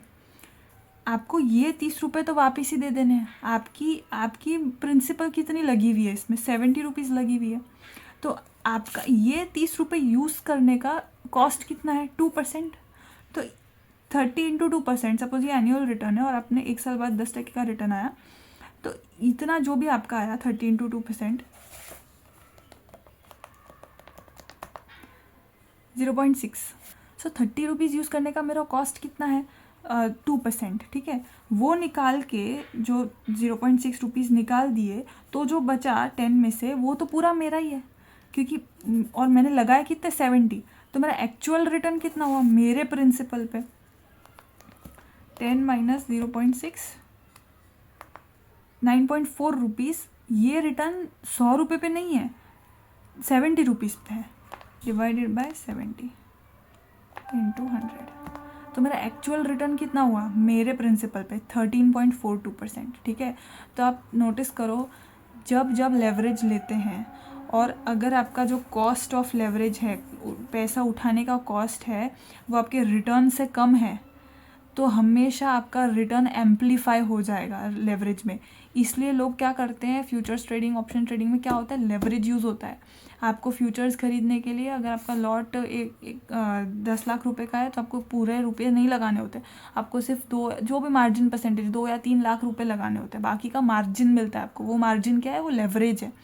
वो लेवरेज क्योंकि आपका जो प्रिंसिपल इन्वेस्टेड है वो कम है, पर आपको रिटर्न मिल रहा है वो पूरे पे मिल रहा है, तो सिर्फ आपका कॉस्ट क्या, आपको तो पूरा ही रिटर्न मिला, बट आपको कॉस्ट क्या पे करनी पड़ी, जितना मार्जिन है उस पर इंटरेस्ट रेट, बस। तो अगर आपका रिटर्न आपके इंटरेस्ट रेट से ज़्यादा है, तो ऑटोमेटिकली आपका लेवरेज आपका लेवरेज रिटर्न आपके बहुत ज़्यादा हो जाएगा compare to the overall investment पे जितना रिटर्न है उससे, ठीक है। इसलिए लोग लेवरेज यूज़ करते हैं। इसलिए हम बोलते हैं कि कोई भी प्रोजेक्ट 100% इक्विटी से फंड करना और कोई भी प्रोजेक्ट दोनों के मिक्स से फंड करना, दोनों में डेट सस्ता पड़ता है, ठीक है। इसलिए बोलते हैं कि डेट सस्ता है। क्यों सस्ता है, क्योंकि हमारा वो प्रोजेक्ट का रिटर्न में भी हमने प्रोजेक्ट किया, हमने प्रोजेक्शंस किए, उसका रिटर्न ज़्यादा है, सपोज 18-20-25% रिटर्न है, जितना भी रिटर्न है, पर मेरा डेट का इंटरेस्ट रेट कितना है 10%, ठीक है। तो इसलिए मुझे वो डेट सस्ता पड़ता है, इक्विटी सस्ती नहीं पड़ती, क्योंकि इक्विटी वालों का तो पूरा ही कंट्रोल है उस पर। डेट वाले क्या करते हैं, सिर्फ इतना लेके चले जाएंगे, वो अपना इंटरेस्ट, उनको सिर्फ अपने इंटरेस्ट से मतलब है, ठीक है। तो इसलिए हमेशा लेवरेज सस्ती पड़ती है। बट इसका उल्टा भी होता है, अगर आपने लेवरेज ली और आपको लॉस हुआ, तो आपको उतना ही एम्पलीफाइड लॉस होगा। एम्पलीफाइड यानी मैग्नीफाइड। अगर मुझे रिटर्न पे 10% का, टोटल रिटर्न पे 10% का रिटर्न, पोर्टफोलियो पे 10% का रिटर्न मिल रहा है, और पॉजिटिव रिटर्न है वो, तो मेरा एक्चुअल प्रिंसिपल पे जो रिटर्न देखूंगी ना, वो एम्पलीफाई हो जाएगा 10 से ज़्यादा, जैसे 13.42 मैग्नीफाई हो गया। सिमिलरली अगर मुझे लॉस हुआ, तो भी 10% का लॉस हुआ ना, तो मेरे पोर्टफोलियो पे मेरे प्रिंसिपल के हिसाब से देखूंगी ना, तो मेरा लॉस एम्पलीफाई हो जाएगा। मे बी वो 10% का लॉस है, वो एम्पलीफाई होकर 13% हो जाएगा। तो लेवरेज जितना अच्छी चीज़ है ना, जितनी प्रॉफिटेबल चीज़ लगती है, उतना ही मार भी सकती है। कि अगर मैंने किसी का पैसा उठाया है और उसको इन्वेस्ट कर दिया मार्केट में, और मार्केट लॉस में चली गई, तो मुझे उसका प्रिंसिपल पैसा तो देना ही है वापस, उस पर इंटरेस्ट भी वापस देना है, और मार्केट ने तो मेरा जो प्रिंसिपल था वही इरोड कर दिया। तो लेवरेज उतना खतरनाक भी है और उतना बेनिफिशियल भी है। सो एक ही मैट्रिक है, लेवरेज तभी एडवांटेजियस है जब आपका जो इंटरेस्ट का कॉस्ट है वो आपके रिटर्न से कम है, या तो इक्वल है। अगर इक्वल है तो आपको कोई बेनिफिट नहीं है, पर अगर आपके रिटर्न से कम है लेवरेज का कॉस्ट, तो इंटरेस्ट कॉस्ट, तो हमेशा लेवरेज रिटर्न आपका ज़्यादा आएगा, ठीक है। सो वही लिखा है इसमें, leverage return is calculated as gain or loss on the investment as a percentage of investors cash investment। Investor का खुद का कैश इन्वेस्टमेंट कितना है उससे गिनेंगे लेवरेज रिटर्न, ठीक है। सो अगर कोई जैसे इसका फॉर्मूला देख लेते हैं पहले, तो ये थोड़ा अगर समझ में नहीं आ रहा है, सो लेमन टर्म्स में हमको इतना समझ में आ गया कि डिनोमिनेटर में हमको 70, मतलब खुद का जितना इन्वेस्टमेंट है, एक्चुअल इन्वेस्टमेंट जितना हमने खुद ने पॉकेट से डाला है, डिनोमिनेटर में वो आएगा, क्योंकि उसके रिलेशन में कितना रिटर्न मिला मुझे वो देखना है, ठीक है। तो डिनोमिनेटर में हमेशा मेरा इनिशियल आएगा, तो इनिशियल मेरा V0, सपोज V0 से डिनोट कर दिया, इतना मैंने पैसे इन्वेस्ट किया। ऊपर क्या आएगा, रिटर्न आएगा। पहले रिटर्न को हम R से डिनोट करते हैं। सो मेरा पूरा पोर्टफोलियो का वैल्यू है वो मेरे इनिशियल इन्वेस्टमेंट से बना है, प्लस मैंने जितना वैल्यू बोरो किया है, तो V बोरोड उतने से बना है। ये टोटल वैल्यू जो 100 रुपये, उस पर मेरा रिटर्न आएगा 10% का R, ठीक है। तो ये वो रिटर्न डिनोट कर दिया। इसमें से मेरा एक खर्चा क्या होगा, इंटरेस्ट का खर्चा निकलेगा, और इंटरेस्ट किस पे लगेगा, इस पे लगेगा, इस पे लगेगा या दोनों पे लगेगा, इस पे लगेगा, जितना मैंने बोरो किया उस पे इंटरेस्ट लगेगा। और इंटरेस्ट का रेट है सपोज बी, ठीक है, इतना ये मेरा इंटरेस्ट रेट है, ये जो इस एग्जांपल में 2% है, ये 2% है, किस पे लगेगा, वैल्यू बोरोड पे। तो ये आपका क्या हो गया, लेवरेज रिटर्न का फॉर्मूला हो गया। रिटर्न टोटल पे रिटर्न, मतलब जितना टोटल इन्वेस्ट किया उस पर कितना रिटर्न आया, उसमें से माइनस इंटरेस्ट का खर्चा करो डिवाइडेड बाय आपका ओरिजिनल इन्वेस्टमेंट। ये this is nothing but leverage return, ये सेम फॉर्मूला है इसमें। सो अब आई होप फॉर्मूला समझ में आ रही होगी है, ठीक है। सो अभी इसमें एक ऐसी चीज़ है कि आपको जो लेवरेज रिटर्न है, अगर आपका 50% आपका इन्वेस्टमेंट है, तो आपका जितना भी टोटल पे रिटर्न आया, सपोज टोटल पे 10% का रिटर्न आया, तो आपका leverage return, gross leverage return, interest minus करने से पहले वाला लेवरेज रिटर्न डबल हो जाएगा, ठीक है। सिमिलरली तो ये ध्यान रखना, एक क्वेश्चन है इस पे जो हम नेक्स्ट पार्ट पे देखेंगे। नेक्स्ट पार्ट में हम थोड़े अच्छे क्वेश्चंस डिस्कस करेंगे जो टिपिकल है, जो जिस पे ध्यान देने की ज़रूरत है, वैसे क्वेश्चंस हम डिस्कस करेंगे। उसमें एक ऐसा क्वेश्चन है कि उन्होंने ऐसा बोला है कि कोई इन्वेस्टमेंट में 100 रुपये का टोटल जितना भी इन्वेस्टमेंट है उसमें मैंने 50% इन्वेस्ट किया है, बाकी का मैंने बोरो किया है, तो उस पर मेरा जो, और पूरे पे मेरा रिटर्न 10% है या 20% है, जो भी है, तो मेरा लेवरेज रिटर्न कितना है, मेरा ग्रॉस लेवरेज रिटर्न कितना है, ठीक है। तो उसका आंसर क्या होगा, डबल हो जाएगा, 20 का डबल क्या होगा, 40%। ये ग्रॉस है इंटरेस्ट लेस करने के बाद, बट अगर मैं इसमें से इंटरेस्ट लेस कर दूंगी तो ये 40% नहीं है, इससे कम आएगा, ठीक है। बट ग्रॉस लेवल पे अगर मैंने इंटरेस्ट लेस नहीं किया है, तो मेरा अगर 50% इन्वेस्टमेंट है, तो मेरा लेवरेज रिटर्न ग्रॉस लेवल पे कितना हो जाएगा, 40%। सिमिलरली अगर मेरा रिटर्न 30, मेरा इन्वेस्टमेंट अगर 30% है, तो मेरा रिटर्न कितना हो जाएगा, एम्पलीफाई 100 डिवाइड बाई 30 करो, 3.33 टाइम्स हो जाएगा मेरा रिटर्न। अगर मेरा इन्वेस्टमेंट 25% है, तो ग्रॉस लेवरेज रिटर्न कितना एम्पलीफाई हो जाएगा, 4%, इसका 4 गुना और हो जाएगा, ठीक है। 25% है, तो मेरा 25% इन्वेस्टमेंट है और उस पर रिटर्न आया 20%, तो 20 × 4, ग्रॉस लेवरेज रिटर्न कितना हो जाएगा, इंटरेस्ट माइनस करने के पहले 80%। तो अगर आपको ग्रॉस लेवल पे निकालना है, तो आप हमेशा देखोगे कि मेरा अपना खुद का इन्वेस्टमेंट कितना है, कितना परसेंटेज है, ठीक है। तो सपोज 25% है तो 4% हो गया, 50% है तो 2% हो गया। ऐसे वाले रेशियोज जो आएंगे तो आपको ईजी पड़ेगा कि 2 और 4 तो अपने को पता है। बट कोई अतरंगी रेशियो आ गया, जैसे मेरा इन्वेस्टमेंट है 17%, तो इसमें कितना होगा, तो आपको उसमें डरना नहीं है। ग्रॉस लेवरेज रिटर्न कितना होगा, आप सीधा क्या करो, 100 डिवाइड बाई 17, इतना टाइम्स हो जाएगा आपका ग्रॉस लेवरेज रिटर्न। इसमें से फिर माइनस इंटरेस्ट होगा आपका, बट ग्रॉस लेवरेज रिटर्न इतना टाइम्स इंक्रीज हो जाएगा, ठीक है। सो अगर 50% आए तो you know it is 2 times, 25% आए तो you know it is 4 times. ऐसा कोई अजीब सा परसेंटेज आए तो 100 डिवाइड बाय वो परसेंटेज कर देना, जितना है वो उतने टाइम्स ग्रॉस लेवरेज रिटर्न हो जाएगा, ठीक है। सो ये था चैप्टर का एंड। हमने money weighted return, time weighted, annualised, continuously compounded, gross, net and leverage return देखा। नेक्स्ट पार्ट में हम 4 या 5 ऐसे सम्स देखेंगे जो बहुत टिपिकल है और बहुत अच्छा कॉन्सेप्ट एप्लीकेशन होता है उसमें, तो जिससे आपको और क्लैरिटी आएगा। Thank you.